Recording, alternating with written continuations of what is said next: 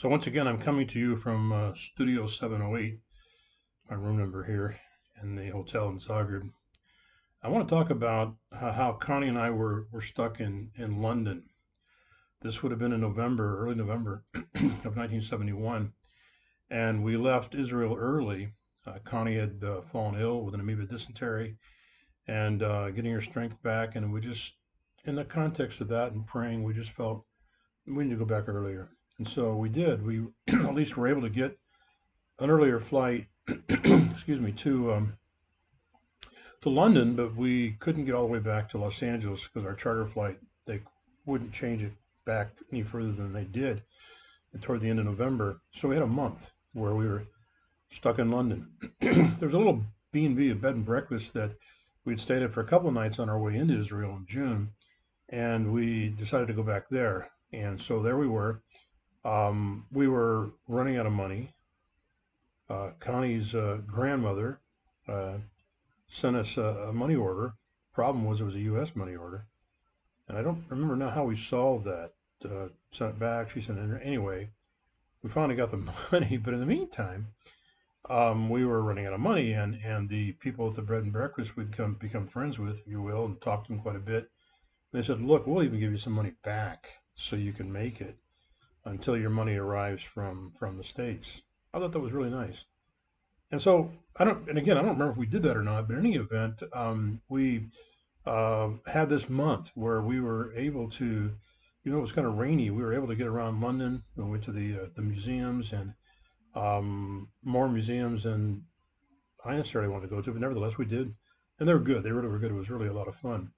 But one of the interesting things was that we became friends with this night. The guy worked night shift, and he was a real soccer fan, football fan. And I just confessed to him I hadn't really not really all that impressed with English football. I just one to not 2-0, whatever it is. It just didn't, there was no scoring, and I just couldn't appreciate um, what the sport was all about. So he set out to convert me to one who would appreciate football, English football, and he was successful.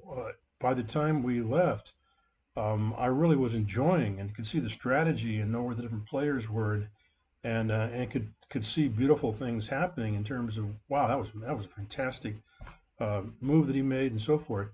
He also would bet on the top 10 goals for the week. They would uh, list these 10 goals, and then you had a certain amount of time to pick your selection of what the top 10 were in order. And I don't know what the prizes were in terms of you only had one or two or whatever, but he made money off of this and taught me how to appreciate really the ability of these guys and their making of goals. It was really something. So goals then, because there weren't so many of them, became all the more marvelous because it was like against the normal thing that happened, and either it was a mistake or somebody just did something phenomenal in the kick, and that was usually that. So that was kind of fun to get used to that. Another thing that happened is we found out about this conference at the Westminster Chapel, and that's an historic church in London, and there was this conference, and we went. And the night that we went, there was the speaker was Dr. Martin Lloyd Jones. Now, Dr. Martin Lloyd Jones had been the pastor of that church, but had not for many years. G. Campbell Morgan pastored there, and it's quite an historic church. And he delivered his message that night was on the state of the church, especially focusing on the United States and Great Britain. And it was really really good. You can get a hold of that message, the state of the church. And so that month we had to kind of recuperate and get set to go home and begin our ministry at the Moline Gospel Temple in Moline, Illinois, with Dr. and Mrs. Charles Hollis, Charles and Ruth Hollis.